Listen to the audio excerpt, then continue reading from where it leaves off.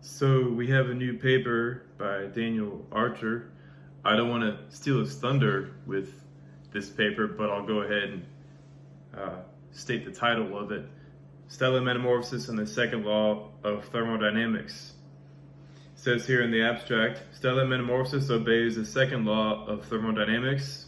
This paper shows how and explores further consequences and makes some predictions.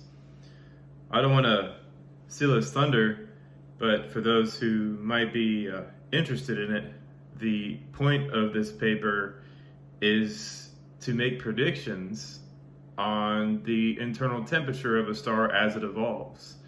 And for those new to this theory, especially the person who said that it's illogical, whoever that person is, it's very strange to have the second law of thermodynamics be illogical. As a star is hot, it cools down and radiates its heat back into outer space after being born, of course. The birthing process is incredibly energetic, but as it cools down, the interior also cools down, but at a much slower rate. Daniel points it out in his paper here. I'm very glad that he's continually writing about this theory. Good job, Daniel. Thank you so much for continuing development of it, even though my lazy butt has sort of, dropped the ball, so to speak. But I wanted to point this out to Daniel if you're watching this. Also, just as a little bit of guidance as you go along and you discover things that I haven't even seen or written about. Paper 275 on here. I think it's paper 273 now because I deleted 2 papers in there for consolidation purposes. The beginning of homogeneous nucleation of iron-nickel cores in homogeneous young stars. So there's homogeneous and there's heterogeneous. So homogeneous means the same throughout, and heterogeneous means different. So you have a different object here with different composition, and then you have layers like an onion. But in this paper, if you want to overview it for maybe some new ideas here, to begin the process of forming homogeneous iron-nickel cores, it is required that the young hot stars be homogeneous in their interiors. To form an iron-nickel core as the star evolves, no nuclear core can be present. It would be too hot for the iron-nickel vapor to clump together, and it would get in the way of the differentiation process.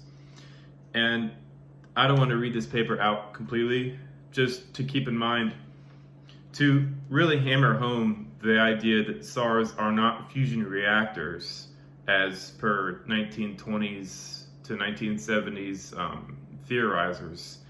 You can't have something both be a process and do something else at the same time.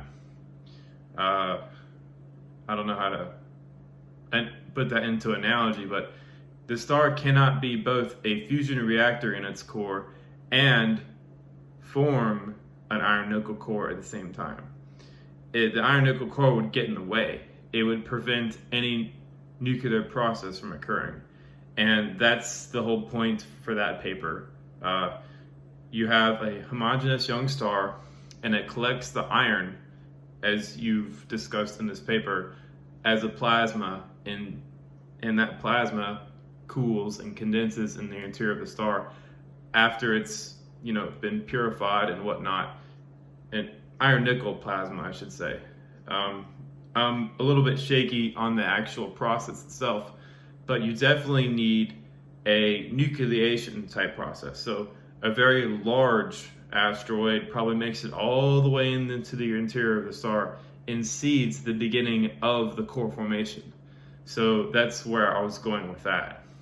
You have something really, really large entering into the sun, entering into young stars, and maybe multiple large objects, not being broken up, but just making it all the way into the interior, and then that seeds the crystalline growth of that iron-nickel, and it continues on more and more and more because iron and nickel are both very stable on a nuclear level as well. They are extremely stable elements. They're very hard to shake apart. That being said, just really hammer that home if you want to write a future paper concerning that. I know this paper has to do with heat loss and why that heat takes more time for it to be lost over, trillions of years. But if you want to go ahead and go that direction, that would be a very good way to do things, because the fusion model of stars sort of has lost its way. They went off the deep end. The deuterium fusion and the brown dwarfs and it's the helium flash and what have you. I just think they were theorizing in a vacuum. So they were just throwing math out there. They were giving people degrees in astrophysics, and nobody really knew what they were talking about. So now we can sort of, get back on track and really start to explain what it is we're looking at. That being said, I think that basically sums this paper up. Daniel, thank you very much for writing this new paper. I appreciate it. And if anybody else wants to write some papers concerning this theory or has some ideas for Daniel as well, please speak up, because currently astrophysics as a whole is sort of, they don't know where they're going. They don't know what they're doing. And they need some help. All right, you guys, take it easy. Owen. Hi, Celeste. All right. Bye, everybody.